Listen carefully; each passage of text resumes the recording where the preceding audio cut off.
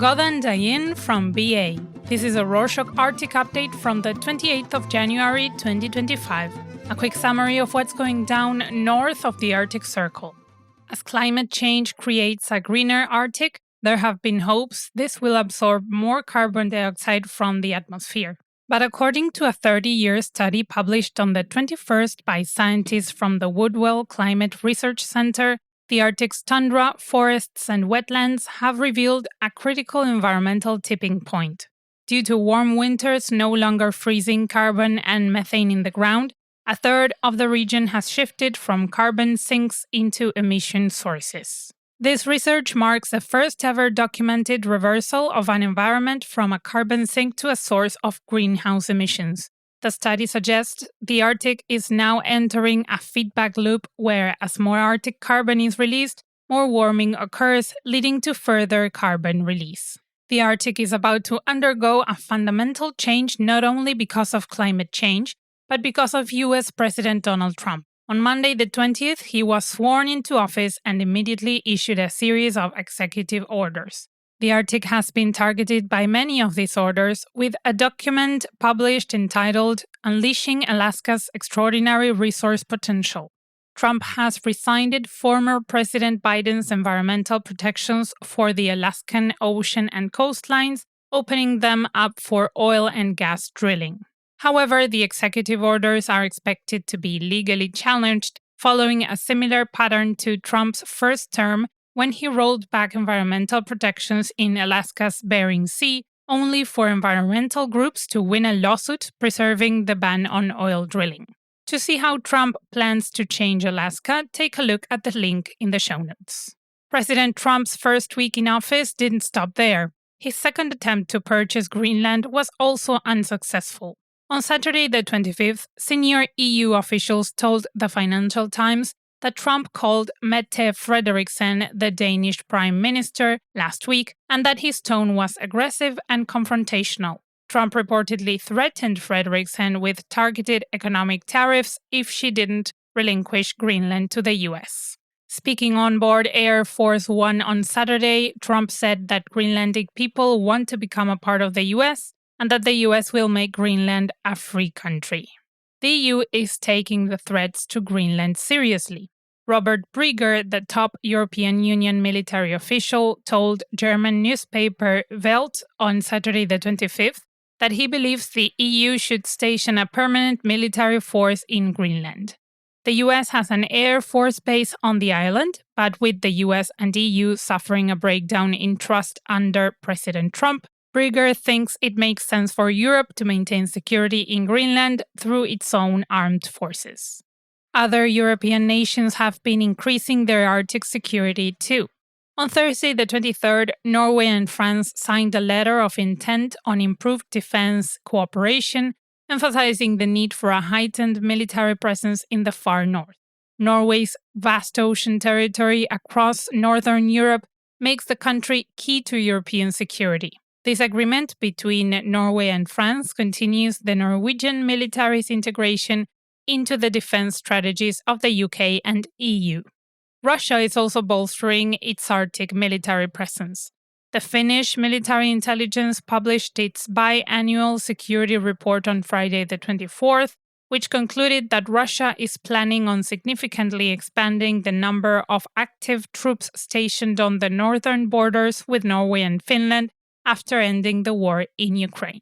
The report predicts that the military force located in Russia's Kola Peninsula, which is neighboring Scandinavia, will increase from 30,000 to 80,000 troops and be reformed into a fully modernized army and navy.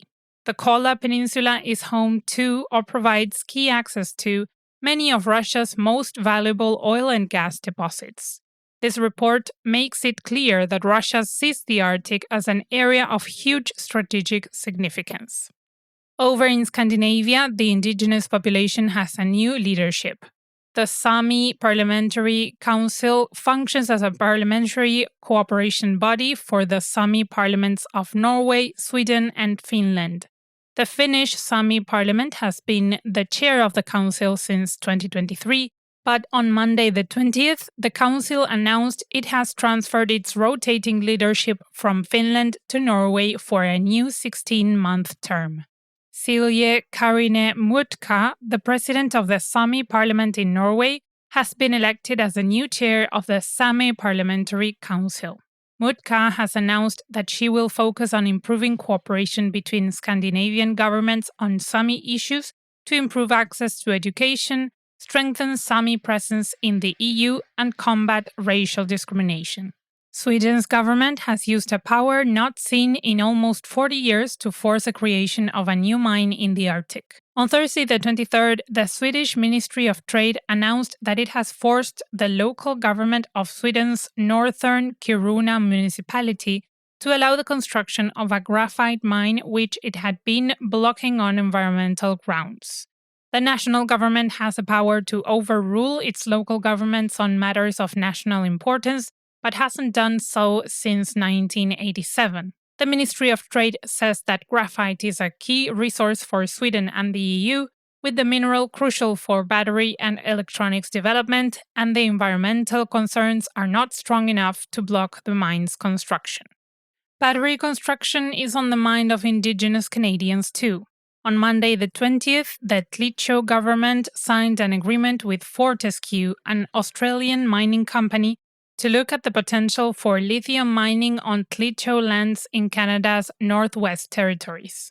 Current lithium stocks on their lands are unknown, but the agreement allows Fortescue to conduct geological surveys in the hope of finding significant lithium deposits and building a mine to extract it.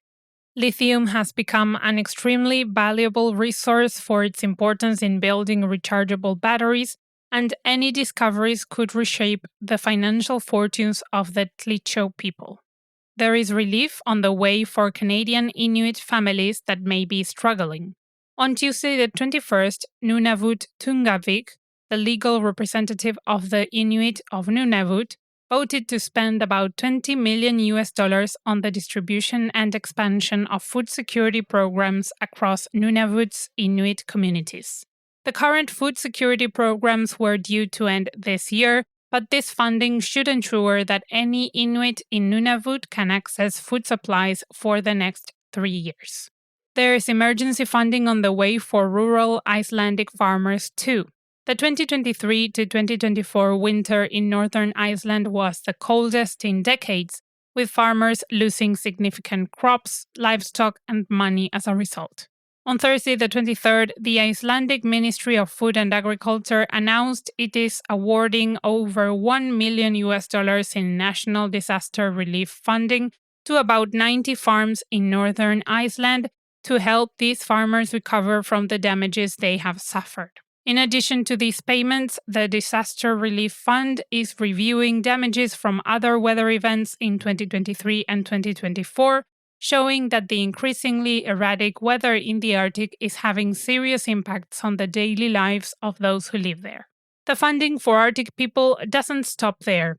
The Nordic Council of Ministers, an intergovernmental collaboration between the governments of the Nordic nations, announced on Friday the 24th that on Monday the 27th it will announce its 10th Nordic Arctic program. The program will run for the next 3 years and will provide funding of about $4 million to small communities in the Arctic that have projects which support social, economic, and environmental resilience. Previous programs have supported the creation of valuable events such as the Arctic Youth Conference, and the Nordic Council hopes its 10th edition will lead to more prosperity and strength among northern communities. And that's it for this week. Thank you for joining us. Just a quick reminder before we leave. Subscribing to the Rorschach Arctic Update is completely free. That's right, whether you listen on Spotify, Apple Podcasts, Amazon, or YouTube, hitting that subscribe button won't cost you a thing. Subscribing is one of the best ways to support us and ensure you never miss an episode. So if you haven't already, go ahead and subscribe today. And as always, if you need help, feel free to contact us at info@rorschach.com. Farväl!